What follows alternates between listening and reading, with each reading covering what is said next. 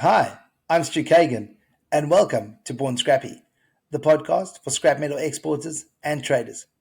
Join me in conversation with some of the most experienced traders and operators that have helped shape this incredible industry. In today's Freight Masterclass, I chat with Zohra Shroff.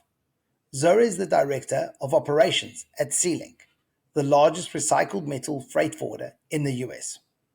Whether it's port strikes, regulatory changes, or incoming tariffs, the shipping world is in turmoil, and it's making things extra tough for metal recyclers. In today's episode, we talk about strategies to reduce the shipping costs, going direct versus using a freight forwarder, the freight outlook for 2025, common shipping mistakes, and so much more. So let's get into the masterclass with Zohra. But first, intro.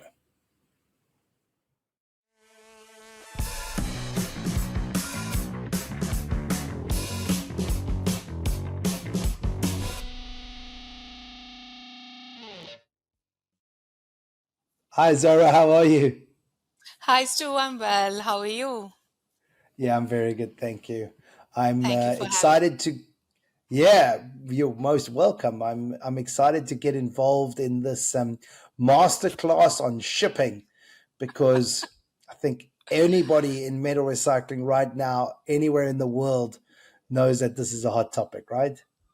Yes, of course. It is going crazy. The markets are, going up and down every day. And like I say, it's always fun to be in shipping because you're always riding the wave. There is nothing that's going stagnant. So that's how it Yeah. goes. Look, I've been doing this for 27 odd years, and there's always really tough times.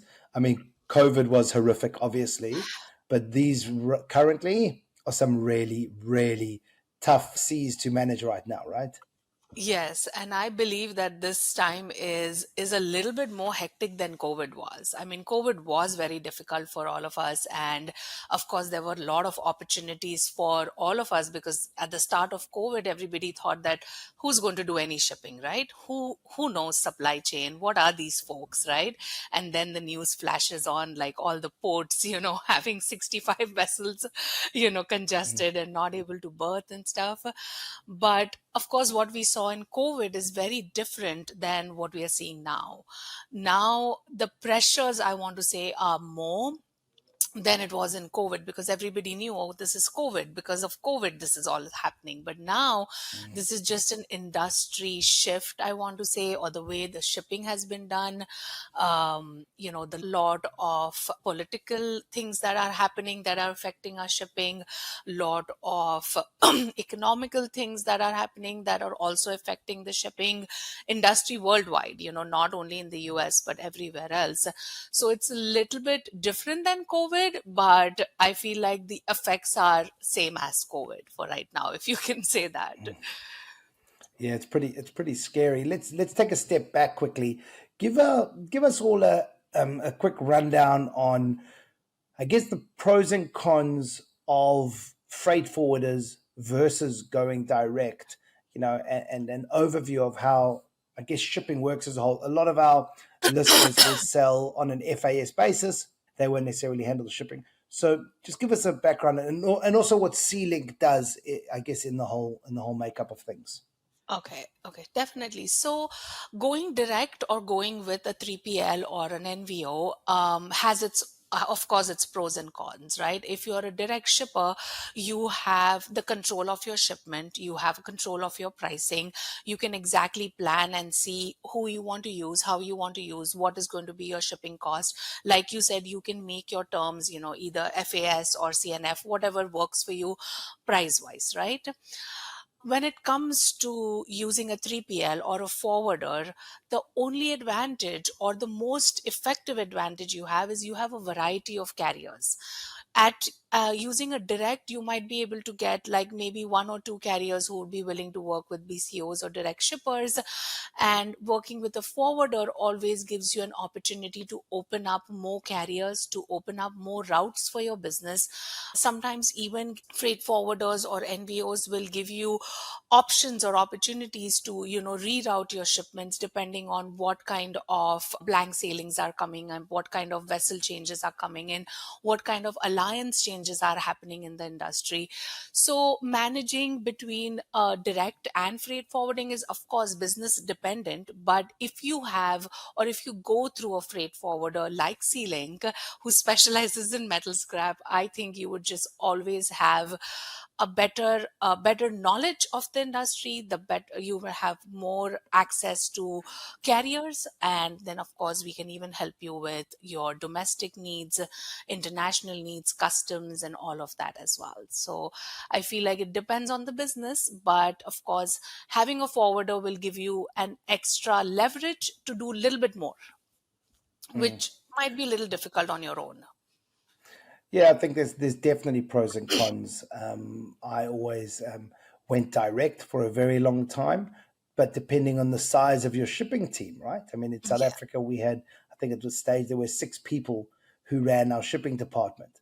yeah, So if you don't have access to a large shipping team, there's a lot to be said with going with somebody that can de-risk everything, manage it all, um, find the opportune prices, or constantly be looking for the best opportunities to get you the best rate. So very much yes, business dependent, but you guys play a massive role, and I've obviously got a huge amount of respect for Shahzad and the whole team at Sealing. So thank you.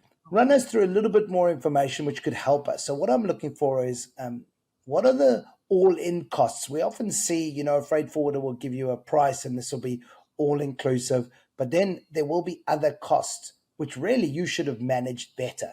So just for understanding for everybody, what are the all-in costs? What makes up these costs, and what are the ways that we can manage our costs generally better? Okay. So basically, when we would quote out a price, it would include your basic ocean freight. It would include your fuel cost. Some of the lines will add in a destination fee, which, you can either be collect or prepaid. So that would be your basic cost, right? Now, if you opt out to do like a door to door shipment, then the trucking would come into play. A live drop and pick would come into play, just depending on how your warehouse will want us to do this trucking for you. You would also have some accessorial charges like chassis, depending on which line do you use. If you use an MSC versus a Maersk, then with MSC you have 4 days free chassis. With Maersk you have to pay an additional 25-35 bucks on the chassis. So just depending on what type of shipping are you guys wanting to do, the freight cost will change. But a basic ocean freight, that would consider your fuel and your basic ocean cost, and then if you want to add in your drayage, then you would have trucking cost, and then of course some accessorial charges that you would want.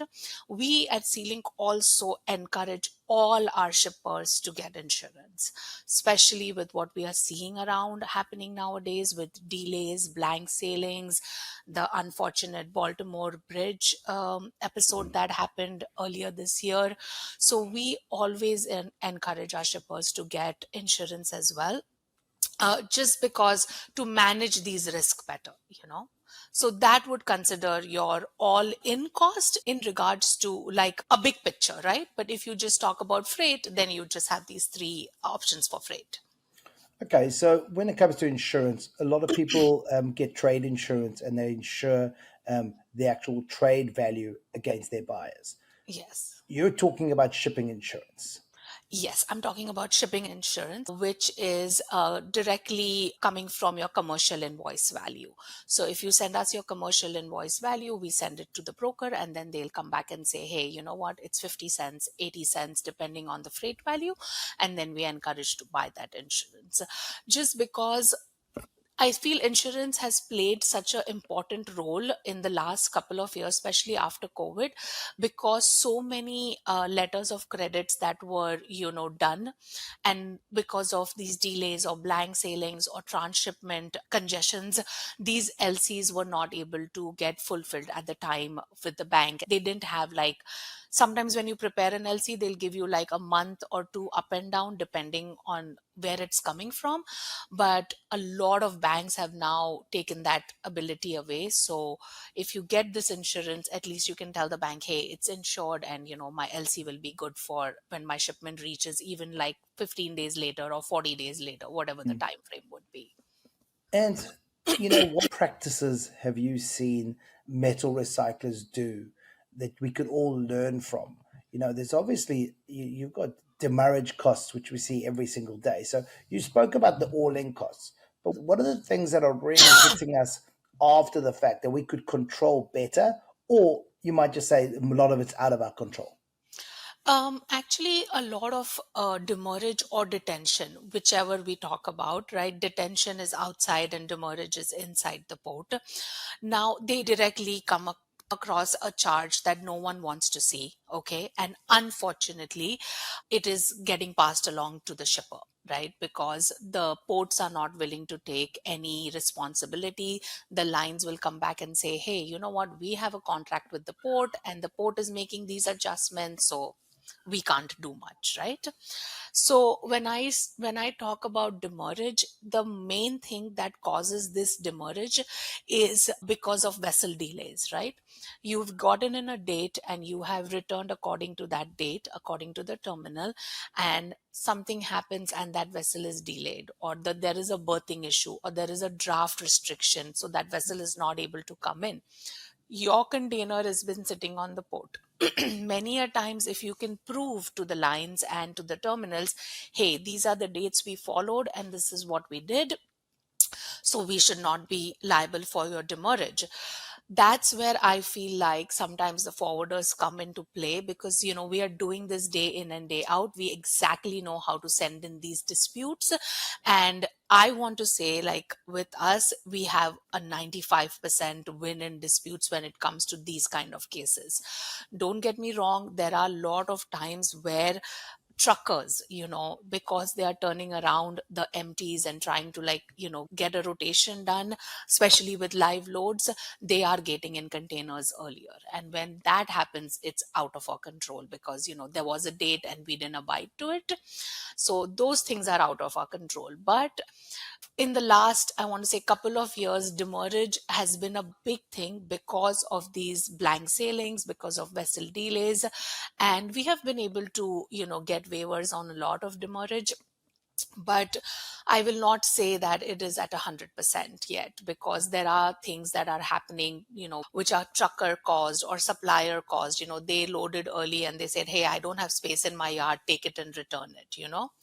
So those things also come into play, and detention is also the same. It's a victim of the same situation, that the vessel is delayed, so the ERD got adjusted.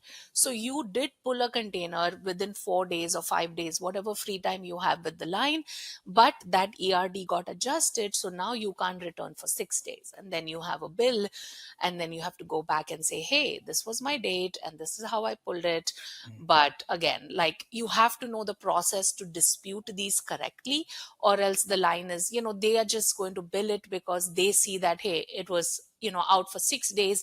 They are not matching, or they are not talking to the terminals internally to see what really happened. That's really valuable because I think a lot of people receive the demurrage charge and they actually just feel that their hands are tied because what are you going to do? Fight against the port? Yeah. And that's really good advice because I think a lot of people just accept it. So, firstly, argue where you can. But the other thing I wanted to ask you was, have you then got some sort of angle that you can go against your transporter? Like if you've set requirements of this is the date that it needs to follow, and they've put it in their own storage, and you weren't even necessarily aware of that. I mean, should you be then talking to the guys handling your trucking? So we do manage a lot of trucking. We do a lot of drayage for our own customers, so we make sure that the truckers who we hire are very well versed with what dates they have to use. So we send them a delivery order, we tell them these are your ARDs, but for lines that want us to follow the terminal. So now we have to keep in mind, right?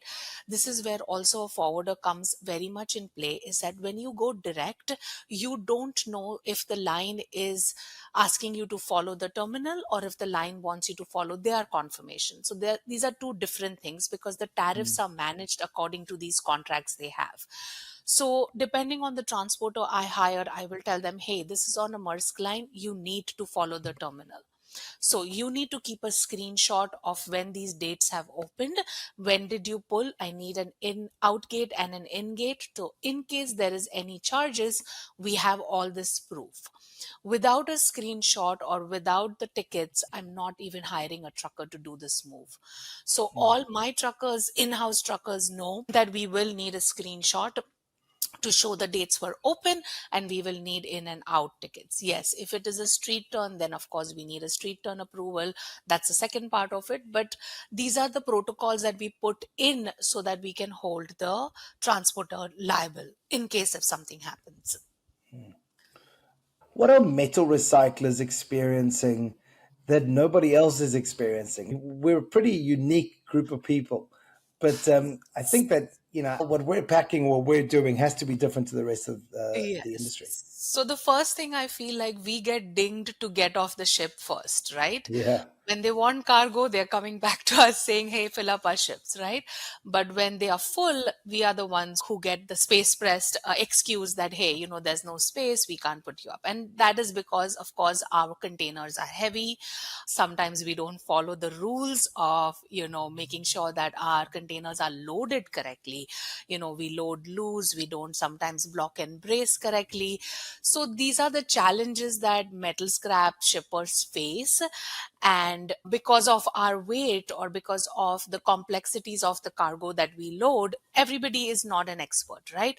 People don't know the difference between scrap and waste or scrap and trash. They don't know. Many countries don't understand the difference between scrap and trash, right?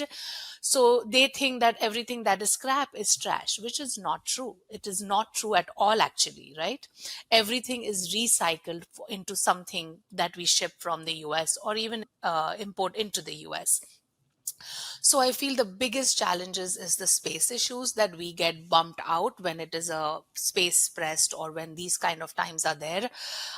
And the other thing I think is that the biggest challenge is the yards or the suppliers face is loading this correctly, right? Some people do use machinery to load it so then they can tilt the container and load it correctly, but again blocking and bracing is a little challenging for us. yeah, we're talking about the bulging of the Yes, full. containers, which Yes, many of us have seen many times and had many containers sent back to the yes, yards for yes. for So many bulging is years. one Yeah. thing, and then leaking containers is one thing, Mm, heavy on the mm. axle is one thing. So these are all the nice things that we learn when we ship metal scrap. Yeah, yeah, That's exactly. all I So I can want to say. just touch on something quickly because you said scrap isn't trash, scrap isn't Yeah. waste. Now, Yes. our good friend John Sacco has taught us all that words really matter. So, as Yeah. much as possible, we need to change it from calling it scrap because scrap people do perceive to be waste and trash, and that's why we're changing, the way we say it, and it's more about metal recycling or recycled material. And then hopefully over time, people will stop relating the two, scrap and waste, and realize that we're talking about recycled material. So, Yeah, and I think the good thing is that ISRI changed their name to RIMA this year, of right? course, So I think that is like a big change where we want to tell people that we are not dealing in trash or waste or anything. It is recycled material. It is valuable. There are containers that are like in value of close than 80 to $100,000, and there is containers that are value of $20,000 also, but not to per se that either one is trash. So yeah. I think a lot of economists and countries also need to understand the difference between scrap and trash. So yeah. Yeah, well, we at Born Scrappy and my own personal LinkedIn posts, we are trying to change that globally. So jump Yes, on the educate. bandwagon, Zohra, and get I Sealink to know. also be doing that as much as possible, making sure we're posting and Definitely. using the right terms and the right Definitely, words. definitely. I think it's just about educating people, right? Everybody doesn't know about the industry. So I feel like we are out Exactly. there and we should be educating them. Exactly right. Okay, I want to jump into the hard stuff now because I've been really easy on you so far. So Thank you. I let's, appreciate that. yeah, let's talk about the current situation, right? We're Okay. talking geopolitical tension. When we're talking about the new Trump administration and the threat of tariffs, that's having a massive, massive effect. Throw in all the port strikes, and it's absolute mayhem. So what have you actually seen lately? And if you can give us some examples of what's happening on the pricing, on delays, and things like that. So we kind of, if you're in your own bubble and you're experiencing it, it's nice to kind of get an idea that, well, other people are going through the same sort of thing. And then I want to ask you also what's going to happen in the future. So on to the first one part first. What's going on? So everything is chaotic right now. We are looking at a potential strike coming up January. I believe I read an article yesterday or day before yesterday that the Trump administration is going to make all the efforts for the strike not to happen. So that is some very good news, because when the strike did happen in September, even though it was short lived, the damages that occurred from that 3 day strike was, I want to say, at least 2 weeks out, right? So it's a saying that every day the port is closed, there is a 6 day backlog. So 3 days delay was a 3 week backlog, technically. So what happened with that? There were a lot of lines that had pre-posted higher rates for shipments that would get in, but everybody then retracked all those higher charges because this was so short lived, and it was just 3 days, the ports were closed, so there was no way that anybody was able to get in anything. A lot of steamship lines even made conscious efforts to stop taking rail cargo a week before the strike was happening. So that was another big delay where we had loaded boxes sitting at the rail, not moving anywhere. So that's shipment, that's material just sitting there, and you are not getting paid because that shipment's not moving. By the time this whole thing like settled down a little bit, 3 weeks later, now you have longer transit times. If the month has changed, your tariffs have gone up because all the rates went up. And if the routes were disconnected due to any political issues, then you had a longer route that the line was taking.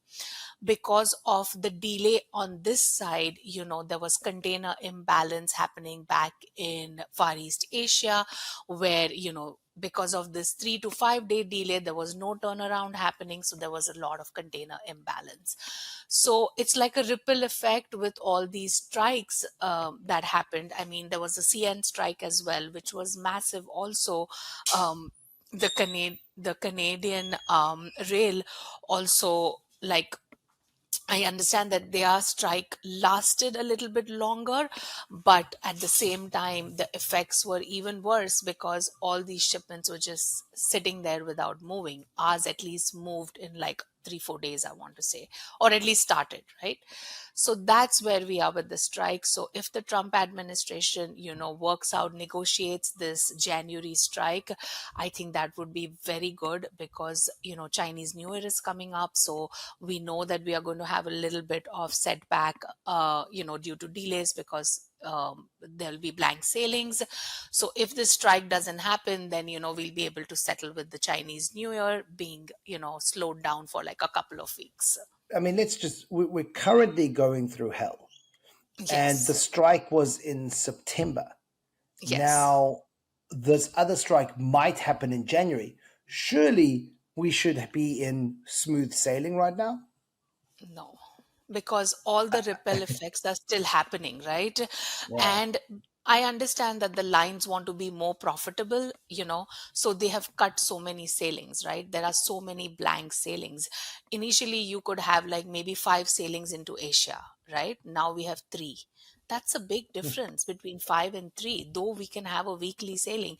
But because there is so much of blank sailing, there is so much of port congestion at transshipment. Like, for example, Singapore, Pasir Gudang, all these places, they are so congested that, lines have stopped taking cargo into Malaysia, Indonesia for right now, just to ease down the congestion. And that way we can have a little bit better smooth sailing coming 2025. But again, going into quarter 1 of 2025 looks stressful. It doesn't look easy or smooth sailing. And then we have the potential strike, we have Chinese New Year, we have Ramadan coming up earlier this year. Usually Ramadan is like April, May, but Ramadan is in March. So as soon as Chinese New Year is done, people are preparing in the Middle East for Ramadan. So that's going to slow us down. So I feel like we are going in the right direction, but we're going to have a bumpy ride getting into 2025. You're really not making this fun. You really I'm you're ruining trying. this episode for me, You Zohra. I told was me you told me that you have to give me what's really out there. So no. So okay, so we're talking about, and just to get a good picture, we're talking about first quarter being tough. Um, yeah. Even more so if that strike goes ahead. I mean, we're all fingers crossed, hoping the Trump administration can sort this out and that there isn't a strike for all of us. That's Yes. firstly, the most important. Even if there isn't a strike, there's still some really strong headwinds. So we do think it'll be tough anyway. Yes, and I want to say, come mid-February, late February, when all the new alliances come back in, Maersk, Hapag-Lloyd, Gemini is coming back in, then the alliance with One Line, Hyundai is coming in. So everybody is making a shift, right? Like, a lot of alliances are getting shifted. So then more vessel spaces will open up, new routings will open up. So that will come in mid to end of February. So at that point, I think we will see a little bit ease in terms of more routing options. I'm not sure in terms of more capacity. We'll know Okay. a little bit once these new vessels come into rotation. Okay, so it's doom and gloom, and we should all stay at home. But Yes, there's one but small possibility that in February things might get a little bit better. All there right, is so always fingers light crossed. at the end of the tunnel. Yeah, There is always well, that's light. what I would have said. If I was you, I would have just said, "Phone me. Everything's going to be okay. January will be great. Get a hold of Sealink, and we'll make all the magic happen." Yep. But Yes, please. but there is some positivity. I think Yes. it's cyclical. Things will happen. Things will get tough. Things will always get better after that. I've been doing this for long enough to know that you've just got to batten down the hatches, get through it, and at the end of the day, there will be light at the end of the tunnel. So, might Yes, be a I tough totally quarter, agree. might be a tough 2 quarters, but I think in 25, we should see some sort of positivity coming through it. Yes, definitely. Also, the way we are doing business has also shifted a lot, right? Like, now, when the TDS came in, like last December, everybody remembers that, when we had the Suez Canal issue and then everything got routed to the Cape of Good Hope, a lot of new routings came up, right? A lot of new options came out. So I think when there is a low, there is a high, there is a low, there is a high. So we should just keep riding the wave, like I say. Yeah. Okay, so with this in mind, what are ways that metal recyclers could do better? What have you seen people do that, like, hey, that's actually something we could all use? So the first thing I would say, get a partnership with either with a 3PL or with a carrier to build some relationships, because these relationships will help you guys throughout, right? When the markets are high or the markets are low, right? So I think that we need, as metal scrap shippers or traders, to build strong relationships with a carrier or with a 3PL who can understand and navigate through these tough times, right? That is one thing. Second thing I would say is invest in a good TMS, like, technology, get better tracking and tracing options for yourself, use technology to see what is more optimal for you guys as a business. Though I understand that a lot of our industry is a little bit slower in technology, we are getting there, but I feel like the lines have made a huge change, in the last couple of years at least. So I feel like we all should push through that. I feel like, we just say that the lines were not doing it, so we are not doing it. But now I feel like everyone is in the same understanding that technology is the way to go. And then, of course, use somebody to manage your rates and shipments. Very good. Very I good. mean, It's a you good have pun. an excellent tool, like a really, really excellent tool that can help like from A to Z, from buying to shipping, right? And that is really like what they need, is just to make sure that they are planning this correctly, they have the cost, and they understand that what is the best way for shipping. So Um, the check's in the mail. It's mhm. very kind of you to talk Thank about Buddy like that. But yeah, technology is something that people are starting to look at in the industry. you. Yes. I know you guys have a fantastic platform as well, and everybody I ever speak to always comments on your platform, which is fantastic. But yeah, I think the more you can utilize technology, the more it will help you become more efficient. And then we're talking about real savings and affecting your bottom line. And I think that's really, we must stop being having this hesitation. And there isn't as much anymore. I mean, Yeah. I speak to a lot of people that are pro technology, that are looking to bring things in. People are starting to see the value that it can bring. And as soon as that happens, all of a sudden it opens up your eyes and you go, okay, well, what's next? What else Right. can I do to make more money? And at the end of the day, we all our businesses want to make more money. So Yes. really, if you can use technology or whatever you can find to do it, it's going to be extremely helpful. It even reduces your dependency on the line or the carrier, right?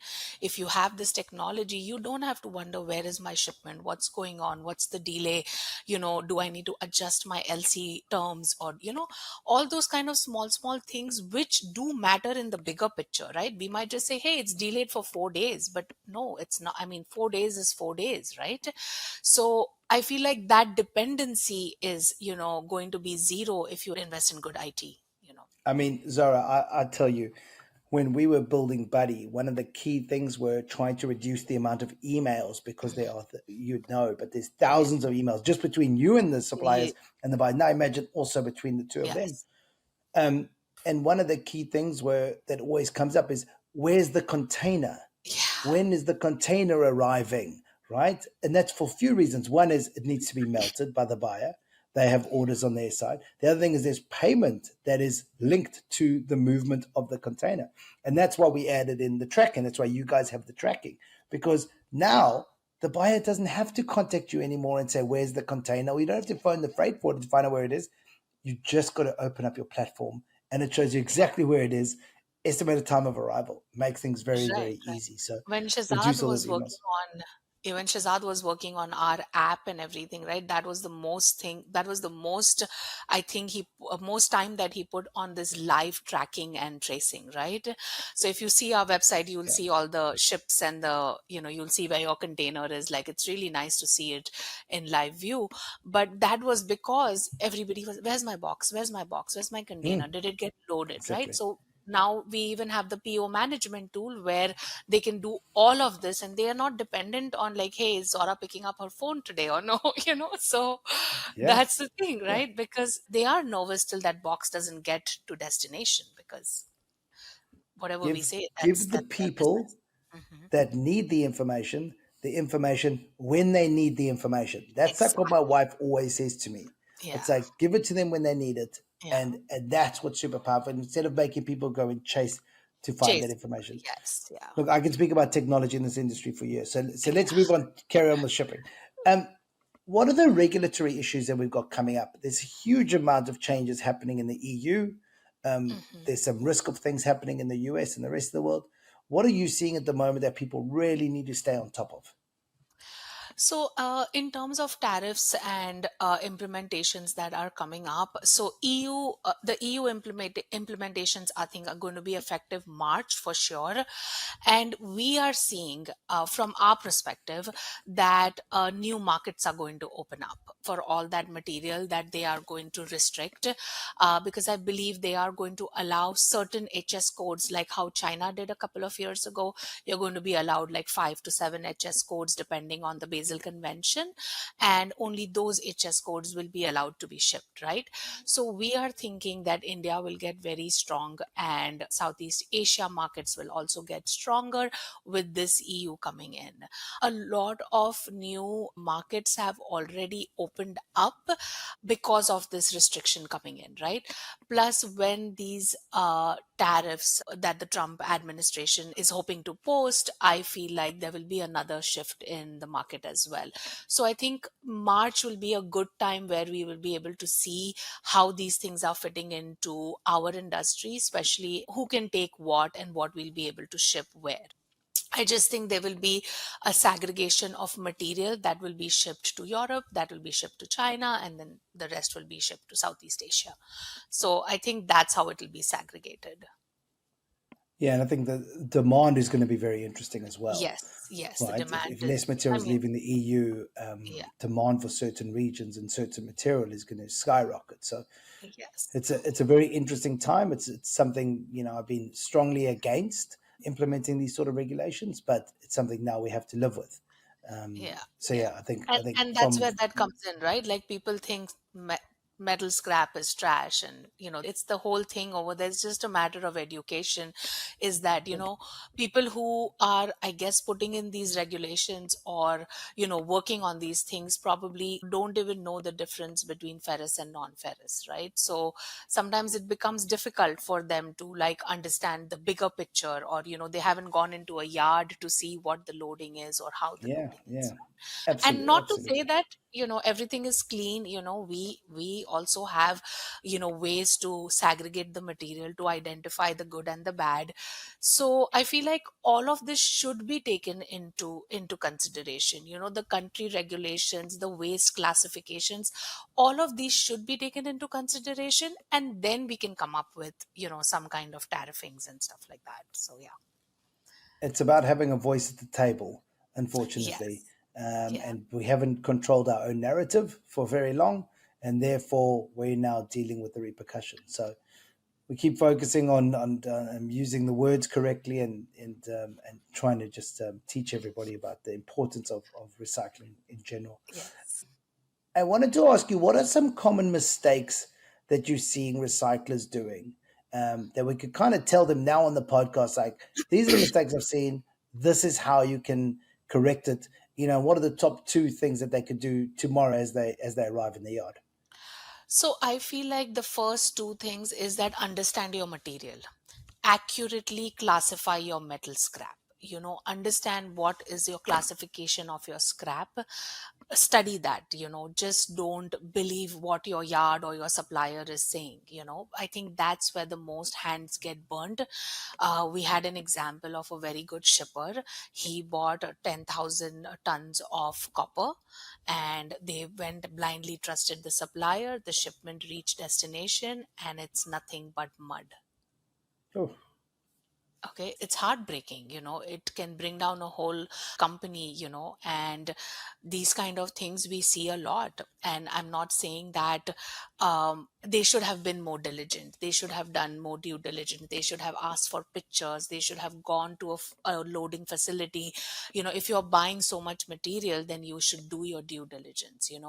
Also, always use the right shipping methods to load these containers, so that way you don't have bulging issues or leaking issues, which is also going to add cost to your shipments. It's not going to make it smoother. So if I want to give two advices, I would say that please always make sure that you know the classification of your scrap.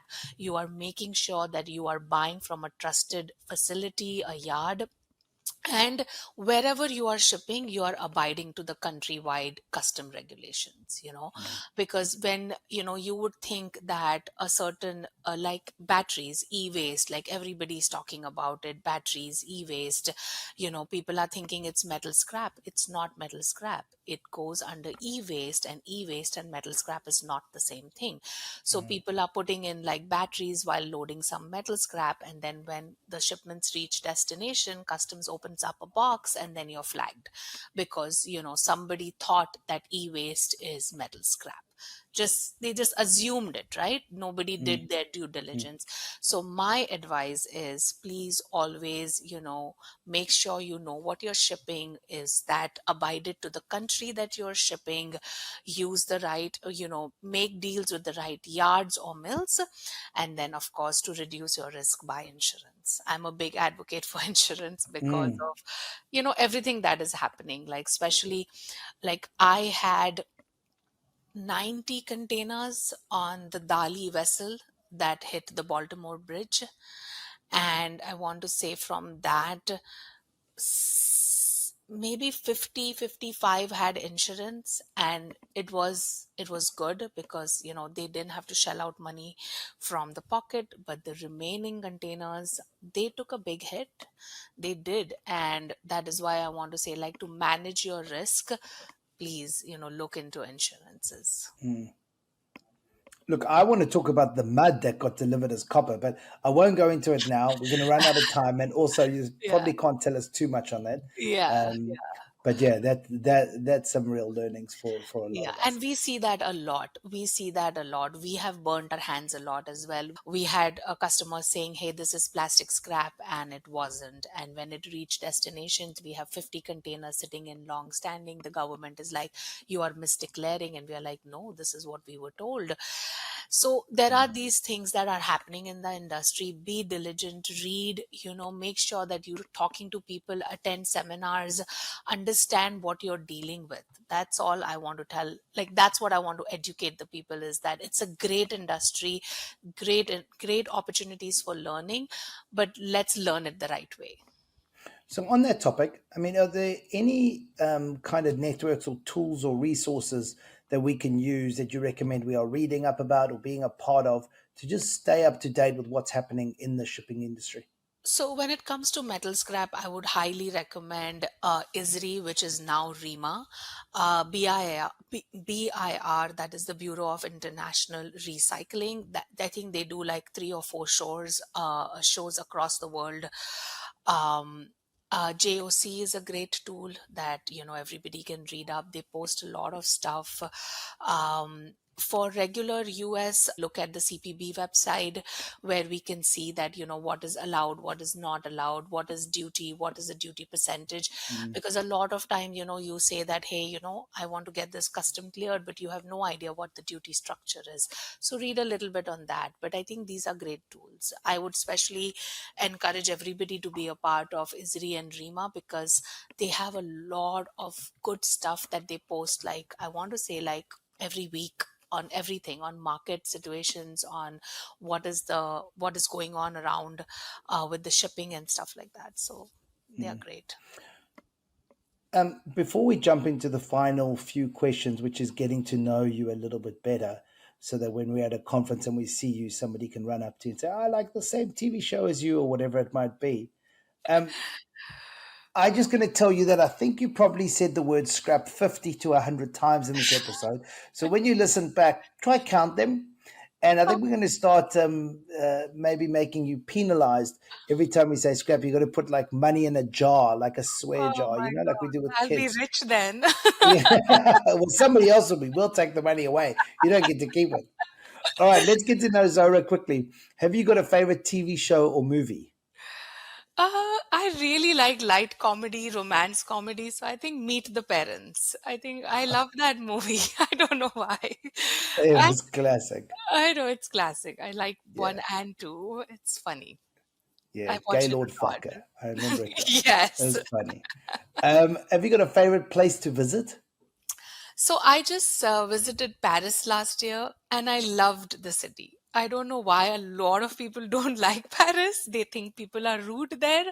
But I don't know. That city had a great vibe. You can walk around and I really liked it. I really liked that place. I Awesome. I had a previous favorite would be London, but then I saw Paris, so now I like Paris better. Sticking with Europe, though, as a theme here. I know. Favorite book? Do you read a lot? Not a lot, but I have read some good books. I think The Power of Habits is a good book that I'm reading now. It's like Hmm. I've just started it a couple of weeks ago. Um, one of my friend recommended Atomic Habits, but I haven't read it. So I think that would be my next read. But The Power of Habits, it's a good read because I'm just reading it, so I feel like it's good.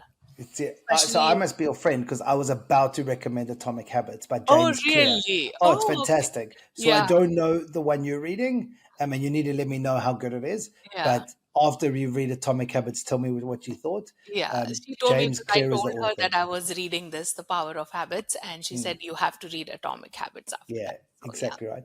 And lastly, our industry loves a good quote. Have you got a favorite quote you use? always be a little kinder. That's it.